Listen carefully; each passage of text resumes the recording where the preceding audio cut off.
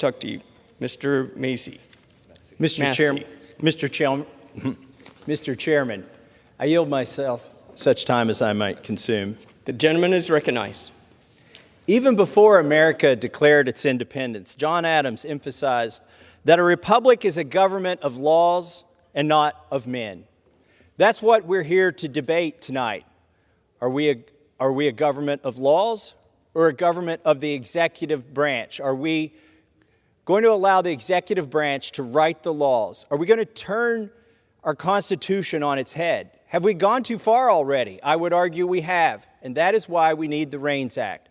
Regulations of the executive in need of scrutiny provides that every major regulation that the administration seeks to promulgate has to come to Congress first, has to be passed by concurrent majorities in the House and the Senate, and signed by the President. This is exactly what our founders prescribed. This is a bill about who makes the laws in our country, and it's about reclaiming our legislative power from the administrative state. I think it's appropriate to read from our Constitution at this point.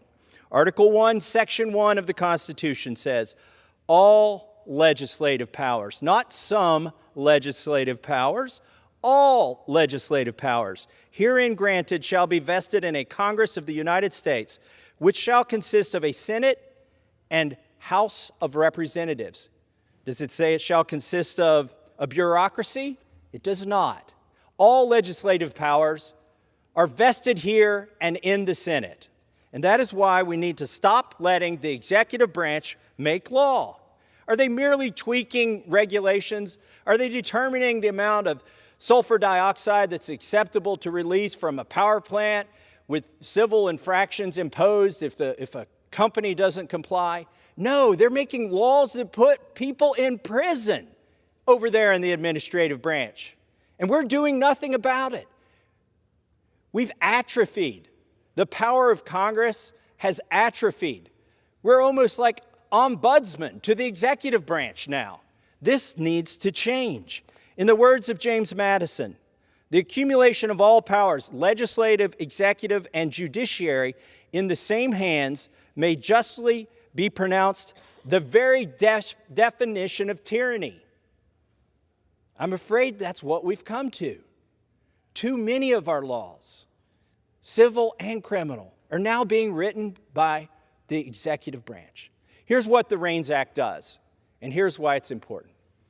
If a regulation that's passed by the executive or suggested by the executive branch has more than $100 million of impact, that's a pretty high threshold. I would argue if it has any impact, we should be legislating it. But this is a compromise. If it has more than $100 million of impact, it has to come here if it's going to become a law. They do not get to write the laws.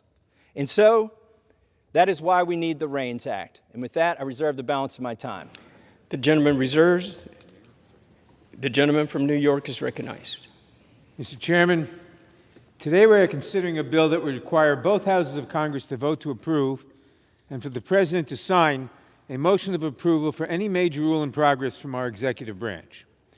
We are considering this bill just a week after a splinter group of the far-right Republicans voted down a rule and held our legislative calendar hostage, all to prove a point about a debt ceiling that already has passed Congress and has been signed by the President. Even before this radical move, I had no doubt that the REINS Act would grind to a halt the most impactful actions by our regulatory state. But now, after seeing what just a handful of members will do just to make a point, I'm certain that we cannot let bad measures like this one move forward. The REINS Act would frustrate the purpose of government and put our constituents in harm's way. Even if the underlying policy behind the REINS Act was a good idea, which it emphatically is not, I would still argue against it because it is unconstitutional. By allowing a regulation to be blocked from being implemented if even one chamber declines to pass an approval resolution, the REINS Act is essentially a legislative veto, which the Supreme Court has already held to be unconstitutional. The goal of this legislation, quite simply, is to stop the regulatory process in its tracks, regardless of its impact on public health and safety. The bill purports to give Congress control of the rulemaking process, but Congress already has this power, and it exercises it in a number of ways. Congress can delegate authority to agencies with specificity, thus limiting the scope of the agency's authority. It can impose restrictions on rulemaking through appropriations. It can influence rulemaking through oversight activities.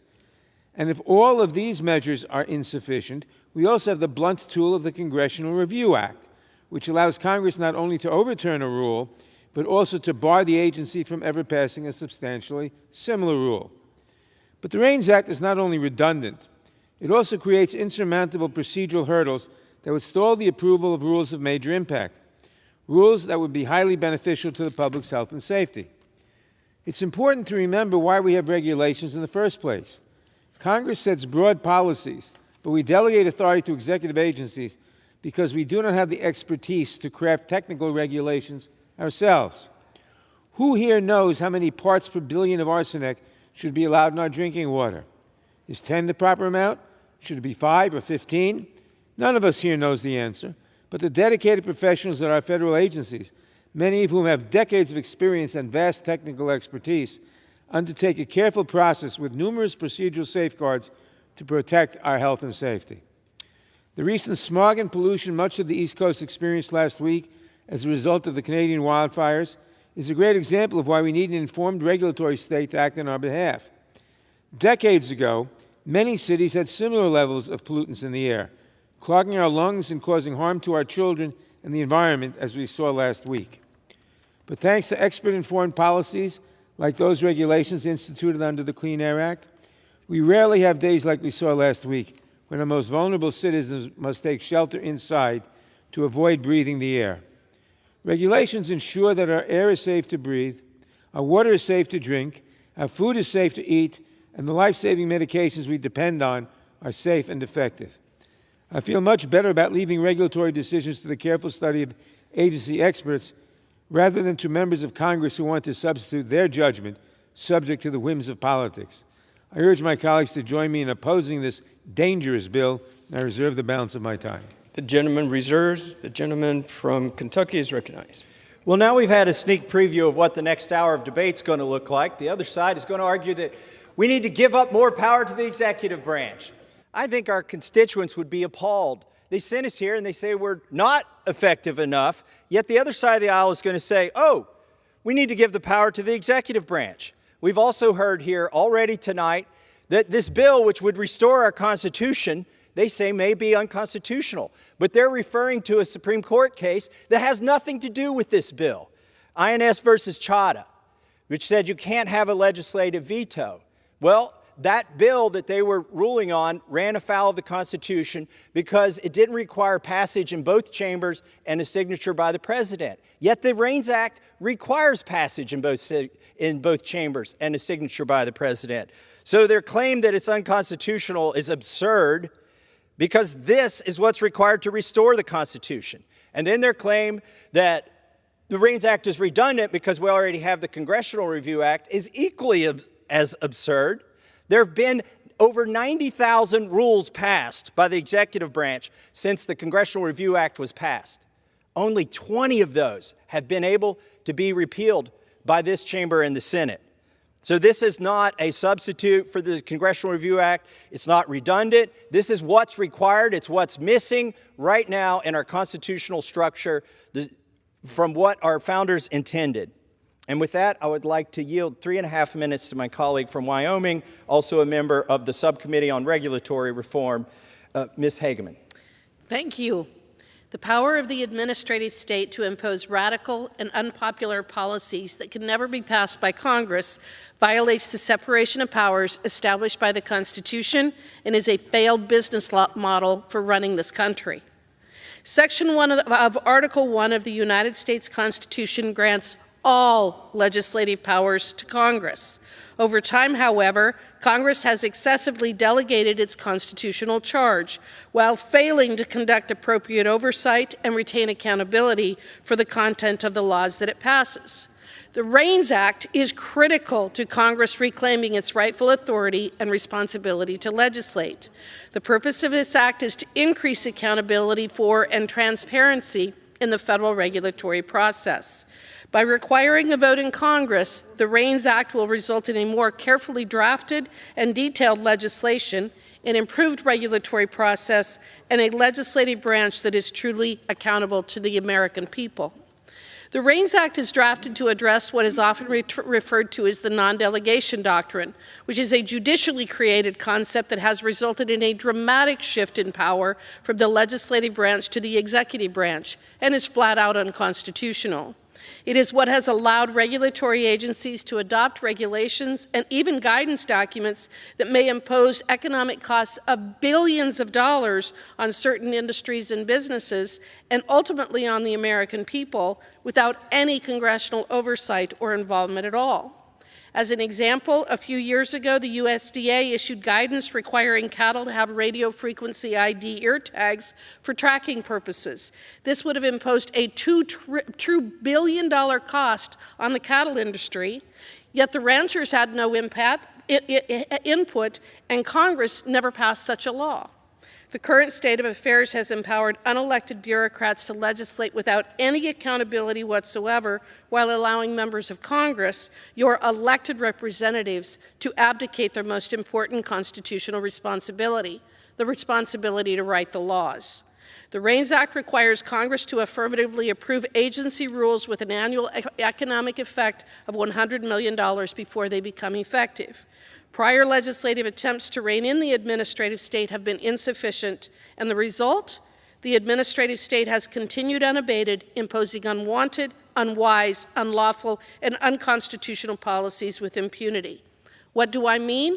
In 2021, Congress passed just 143 laws, while federal agencies issued 3,257 rules. The REINS Act would require affirmative congressional approval of major agency rules before they take effect. It does nothing more than require Congress to do as our founding fathers expected, to legislate, and it promotes electoral accountability. I cannot fathom why anyone would oppose such accountability and course correcting of this legislative ship.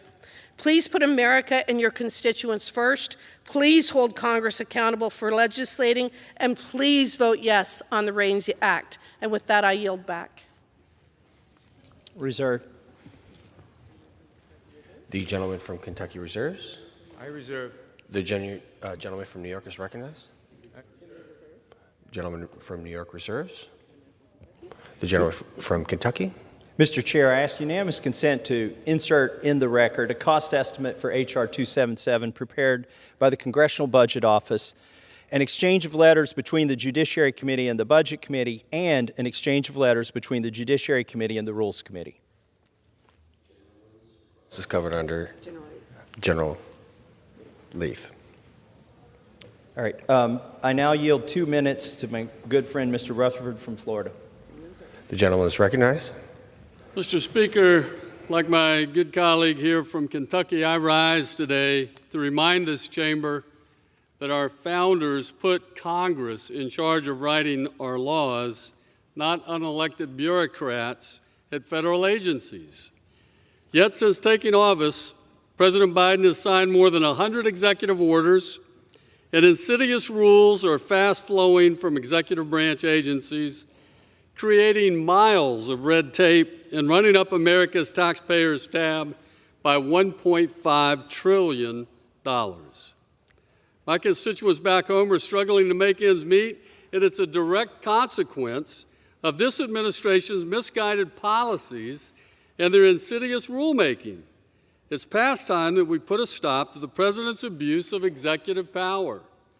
Last fall, House Republicans made a commitment to our constituents that this Congress would hold the government accountable. This week, with the REINS Act, we have an opportunity to show the American people that we are keeping that commitment. The very first bill I co-sponsored 6 years ago when I first came to Congress was the REINS Act. The REINS Act stops federal agencies from legislating by fiat by requiring Congress to approve all major rules before they can be enacted. This bill returns Congress's Article I legislative authority back to where it belongs, and it will protect hard-working, tax-paying Americans. The REINS Act is a strong start, and I urge my colleagues to vote yes. I yield back. Reserve. The gentleman from Kentucky reserves. The gentleman from New York is recognized. Reserve. The gentleman from New York reserves. The gentleman from Kentucky. I'd like to now yield 3 minutes to my good friend, Mr. McClintock from California, who also serves on the Judiciary Committee. The gentleman is recognized. Thank you, Mr. Speaker. This bill presents a question that is fundamental to the central architecture of our republic. Who is to make law? As has been pointed out, the Constitution is very clear on this. All legislative powers herein granted are vested in a Congress of the United States. What about that passage do my friends on the other side of the aisle not understand? The founders wanted it to be hard to make laws so that society isn't smothered by them. They wanted every voice in the land to be heard through their elected representatives and be accountable and answerable to the people. The modern regulatory state takes these powers from the people and gives them to unelected bureaucrats. An unelected agency writes the law, then it enforces the law that it's written. If it accuses you of violating its law, you have to answer to the agency in a court run by that agency without a jury, and the agency keeps the fines that it assesses on you.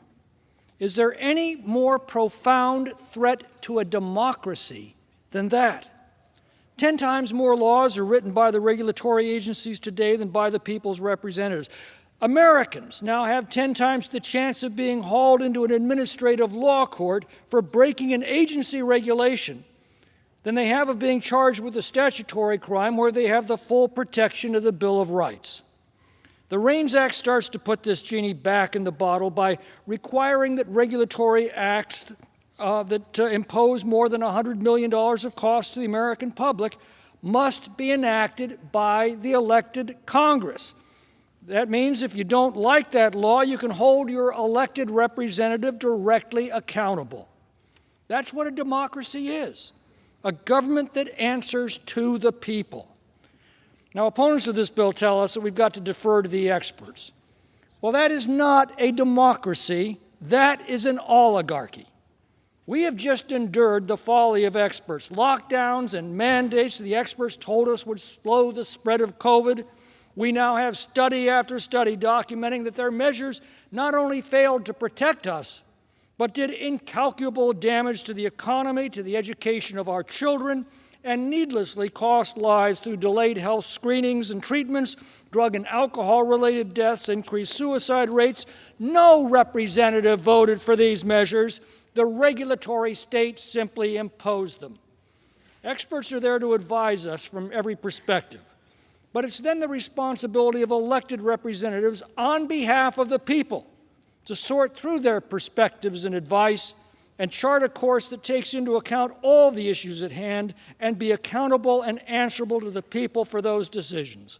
This bill starts us back toward that democracy. I yield back. Reserved. The gentleman from Kentucky reserved.